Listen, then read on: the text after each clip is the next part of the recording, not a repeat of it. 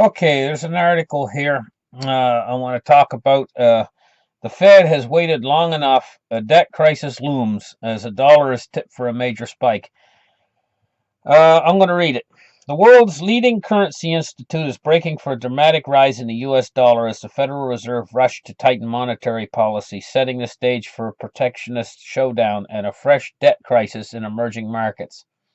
Adam Posen, president of the Peterson Institute for International Economics, said investors have badly misjudged the confluence of forces at work in Washington. They wrongly assume that fiscal stimulus will come too little under Donald Trump and that Janet Yellen's Fed will remain dovish as the U.S. reaches full employment.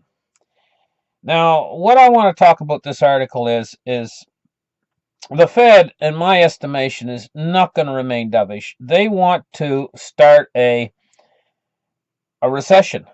And I've been saying this, and this is what they want to do. There's a huge question mark, and the question mark is, will they, or will the heating up economy that we have right now blow through the Fed's trying to do? Now, there's a huge question mark around this. Which way will it go? And what I've done is I've drawn a chart today, and I'm going to show you the chart in a minute or two, but I'm going to read a little bit more of this article first. The Fed is going to be far more aggressive than people think. Our view is that there will be 3 to 4 more rate raises this year, he told the Daily Telegraph. This would amount to a global monetary shock, all the more so since the Fed is floating plans to reverse quantitative easing and start outright bond sales. This foray into uncharted waters may come earlier than supposed, perhaps by the end of the year. The effect of the Fed tightening would be to drain dollar liquidity from the international financial system. The exact opposite of what happened in the emerging market boom earlier than a decade, when much of the Fed's easy money linked into East Asia, Latin America, and the Middle East. We expect the dollar to rise by another 10 to 15%. Okay, now I'm going to this dollar rise that they're expecting right here, but if this occurs, if the Fed and now see, this is an if the Fed can create this major shock in a recession that they're looking for, and they're expecting the dollar to rise by 10 to 15%. Now, I've drawn this in my chart, and I'm going to show you both patterns. This is what I call a divergence. What it is kind of like two roads. Say you're going down a path through the woods, and you start to come out of the woods, and all of a sudden, you hit two roads. One road leads to the left, and one road leads to the right. And it's like what they call a fork in the road, and you don't know which way you're going to go. Now, the thing is on this chart I'm going to show you, there's two roads here. Now, let me show you the chart. Real quick, let me haul it up.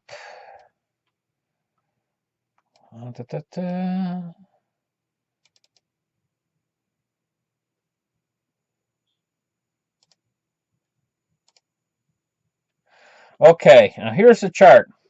Now you see, the chart starts in 2016, and in 2017, and in 2018. There's a blue line and a red line, and both lines show the power of the dollar. Now, in this chart is kind of inverse. If this chart goes up, it means that the dollar is actually falling in strength. And if the dollar goes down, it means the dollar's gaining in strength. And so, if you see here, you see the dollar index at 60, the dollar index at 70, the dollar index at 80, 90, and 100. Now, this is where it is right now, up around 100 or a little bit better.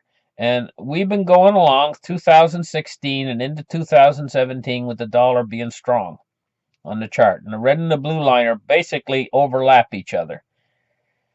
But if you see that toward the middle of 2017, this is when I show this divergence happening. One of two things are going to happen.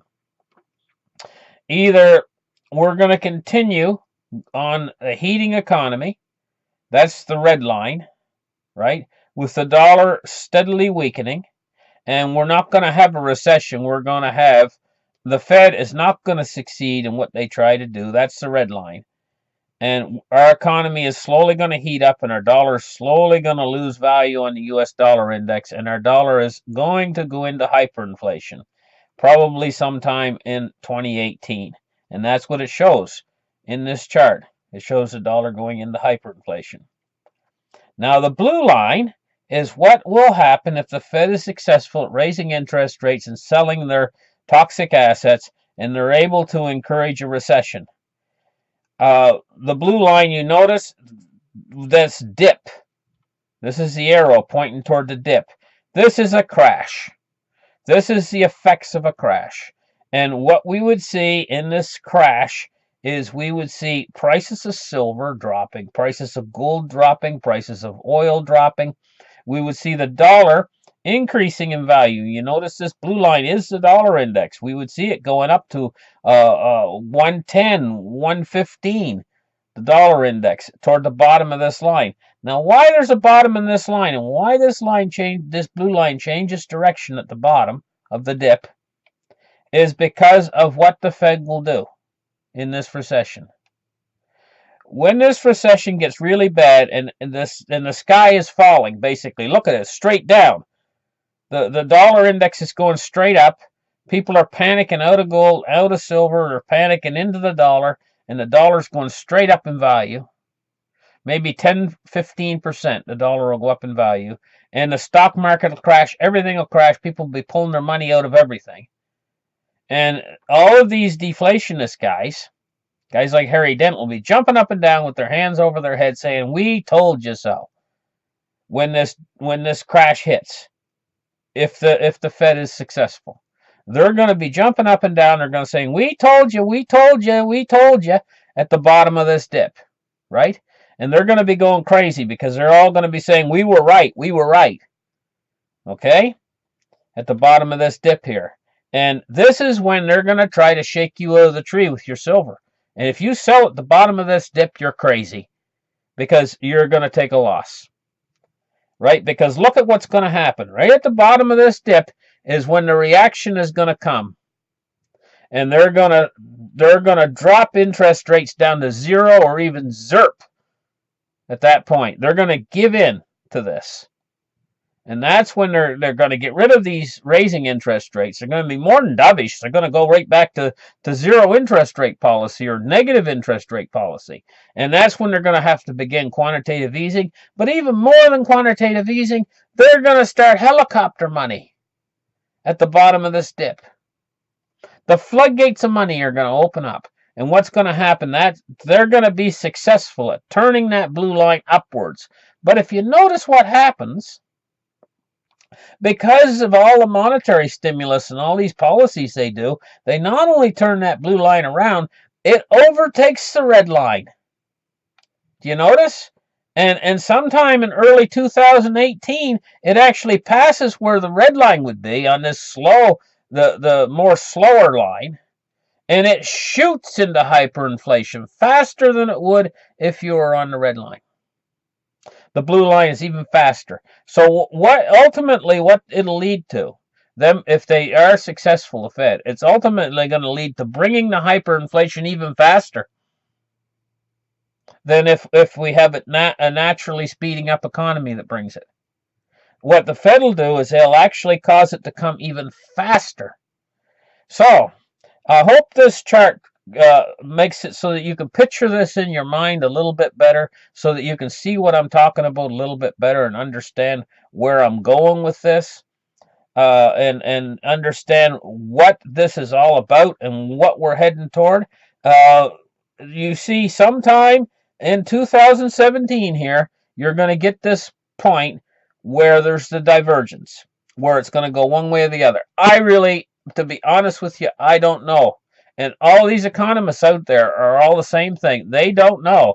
And this is why there's all this talk about deflationists and there's all this talk about hyperinflationists, is because they don't really know which way this is going to go, whether it's going to go deflation, which is the blue line, or if it's going to go inflation, which is the red line. Nobody knows for sure. But I know that the blue line will ultimately lead to the hyperinflation even faster than the red line. So ultimately, down the road, sometime in 2018, we are going into a hyperinflation. It doesn't matter if the deflation comes first or if we don't have the deflation first. We're going into the hyperinflation. So thank you very much for listening. Like and subscribe, and we will catch you in the next article.